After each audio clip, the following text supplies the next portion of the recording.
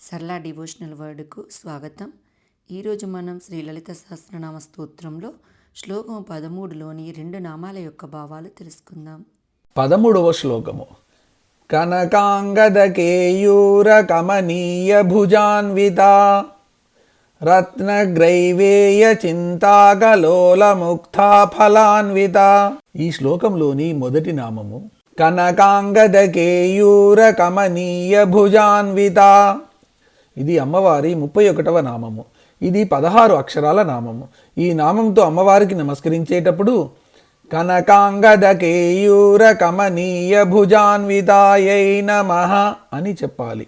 కనక అంటే బంగారు, అంగద ఆభరణాలు, కేయూర వంకీలతో లేదా భుజకీర్తులతో, కమనీయ అందమైన, భుజ బాహువులు, అన్విత అంటే కూడినది. అంగదాలు కేయూరాలు ఈ రెండు భుజాలకు సంబంధించిన 2 విధాలైన ఆభరణాలు. అమ్మవారి భుజాలకు ఈ 2 రకాల ఆభరణాలు ఉన్నాయట. కోణానికి అటు ఇటు ఉండే గీతలను భుజాలు అంటారు.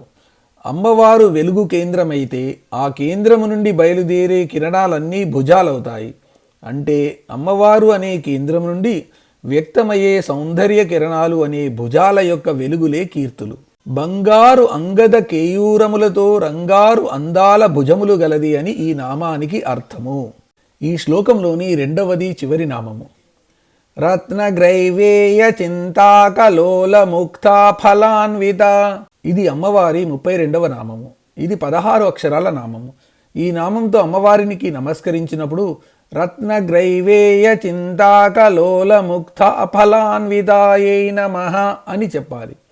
రత్న అంటే రత్నముల చేత, గ్రైవేయ కంఠమును ధరించు, చింతాకు అనే ఆభరణముతో, లోల కదులుచున్న, ముక్తాఫల ముత్యాల హారంతో, అన్విత కూడినది. భారతదేశంలోని కొన్ని ప్రాంతాల్లో చింతాకు పథకాన్ని ఆభరణంగా ధరించడం ఉంది. రత్నాలు పొదిగిన ఈ బంగారు చింతాకును మెడలో ఆభరణంగా ధరిస్తారు. అమ్మవారు కూడా ఈ చింతాకు పథకాన్ని మెడలో ధరించింది. ఈ చింతాకు పథకంతో పాటు అటు ఇటు కదులుతూ ఉండే ముత్యాల హారం కూడా మెడలో ఉందట. అమ్మవారి ఆపాద మస్తక స్వరూపంలో ఒక్కొక్క అవయవాన్ని ధ్యానం చేస్తే ఒక్కొక్క ఫలం వస్తుంది. ఉదాహరణకి కబరీబంధాన్ని అంటే జుట్టుముడి లేదా కేశపాశము లేదా కొప్పును ధ్యానం చేస్తే మన కర్మబంధం తొలుగుతుంది.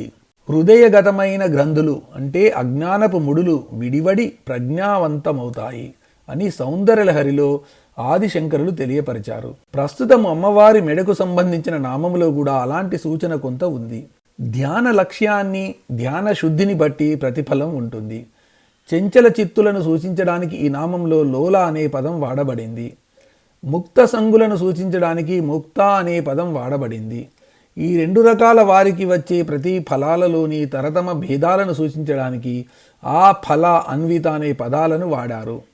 ఇవి వారి వారి ధ్యాన శుద్ధిని బట్టి ఆయా ఫలాలను అన్వయించుకోవాలి అని చెప్పడం కోసం వాడబడ్డాయి. ఈ నామానికి ఈ క్రింది అర్థాలు చెప్పుకోవచ్చును. రత్నములచే పొదగబడిన చింతాకు పథకం ముత్యాల హారాది కంఠాభరణములతో కూడినది. ధ్యాన లక్ష్య శుద్ధిని బట్టి ధ్యానించు వారికి ఆయా ఫలమును ఇచ్చునది.